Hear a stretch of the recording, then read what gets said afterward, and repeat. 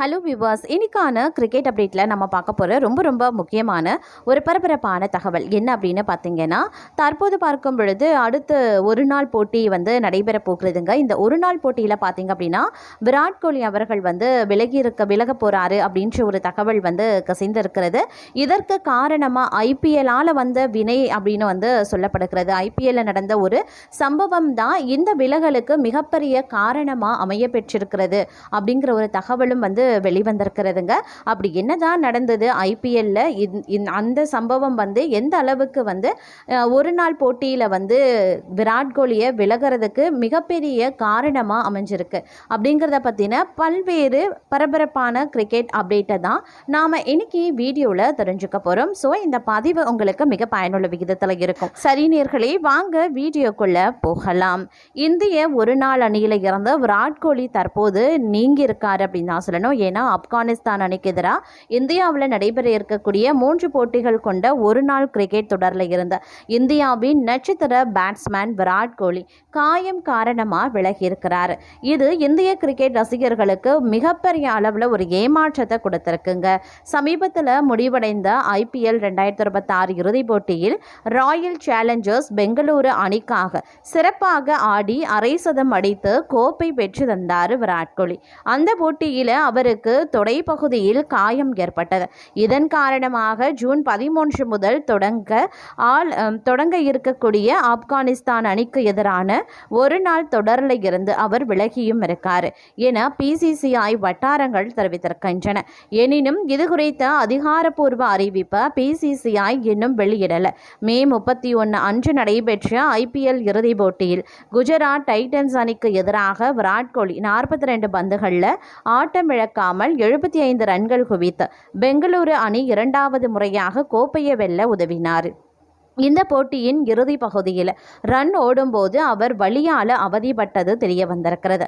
இந்த ஐபிஎல் சீசனில் 16 போட்டிகளில் விளையாடிய கோலி 675 ரன்கள் குவித்திருந்தார்.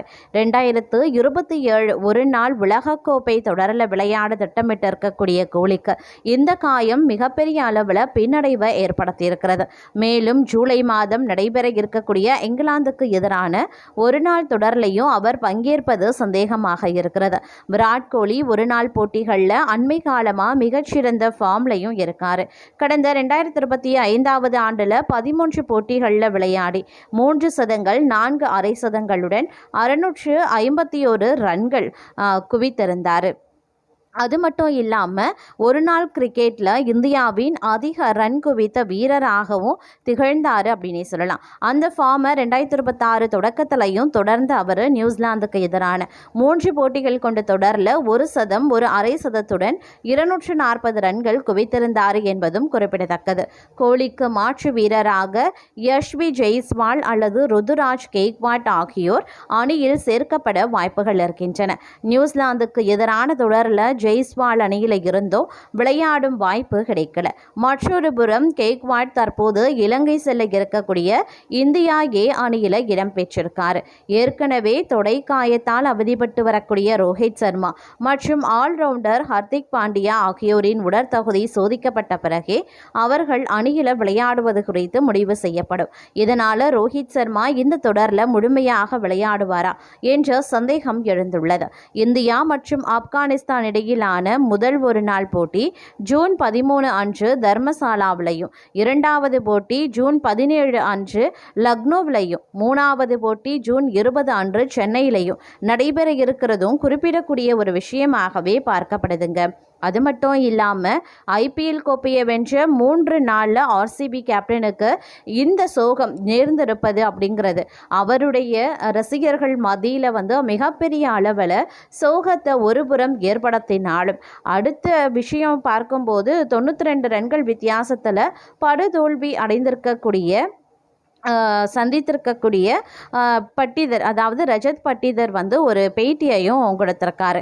ஒருபுறம் பார்த்தீங்க அப்படின்னா ஆர்சிபி கேப்டனுக்கு நேர்ந்த சோகம் அப்படிங்கிறது தற்போது பெரிய அளவில் பேசப்பட்டு வரக்கூடிய நிலையில் பெங்களூரு அணியை ஐபிஎல் 2026 தொடரில் சாம்பியன் ஆக்கிய ரஜத் பட்டிதர் அடுத்த 3 நாட்களில் மற்றொரு T20 தொடரில் கேப்டனாக களமிறங்கி படுதோல்வியை சந்தித்திருக்கிறது ரசிகர்கள் மத்தியில் மிகப்பெரிய அளவில் சோகத்தையும் அதிர்ச்சியையும் ஏற்படுத்த ஏற்படுத்தியிருக்கிறது.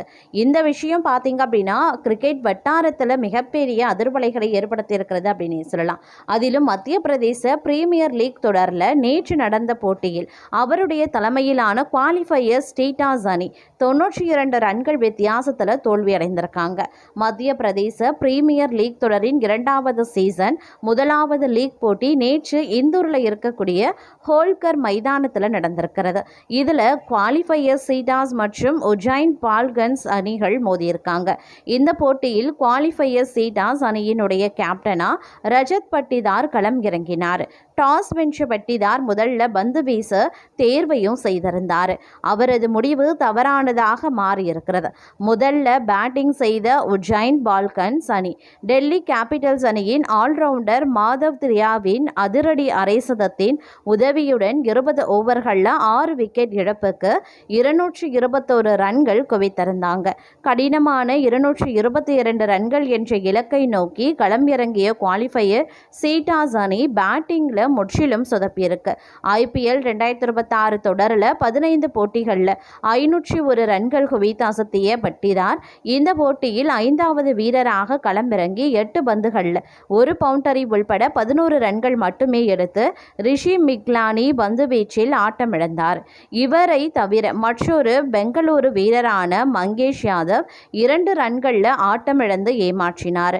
உஜைன் பால்கன்ஸ் அணி சார்பில் ஆயுஷ் மங்கர் 31 ரன்கள் கொடுத்து 3 விக்கெட்டுகளை வீழ்த்தி அசத்தியிருந்தார். மேலும் மாதவ் திவாரி, ரிஷி மிக்லானி, ஆதிர் பிரதப் சிங் ஆகியோர் தலா 2 விக்கெட்டுகளை வீழ்த்தியிருந்தாங்க. இதனால் குவாலிஃபையர் சீட்டாஸ் அணி 92 ரன்கள் வித்தியாசத்தில் படுதோல்வி அடைந்ததும் குறிப்பிடக்கூடிய ஒரு விஷயம். IPL தொடரில் சிறப்பாக செயல்பட்டதால் விரைவில் நடைபெற இருக்கக்கூடிய அயர்லாந்து மற்றும் இங்கிலாந்துக்கு எதிரான இந்திய T20 அணியில் பட்டிதாருக்கு முதல் முறையாக வாய்ப்பு கிடைக்கலாம் அப்படின்னு எதிர்பார்க்கப்படுது. குவாலிஃபையர் அணி தனது அடுத்த போட்டியில் ஜூன் 5 மற்றும் போபால் லெபர்ட்ஸ் அணியை எதிர்கொள்ள போகிறாங்க அப்படிங்கிறதும் குறிப்பிடக்கூடிய ஒரு விஷயமாகவே பார்க்கப்பட்டு வருகிறதுங்க.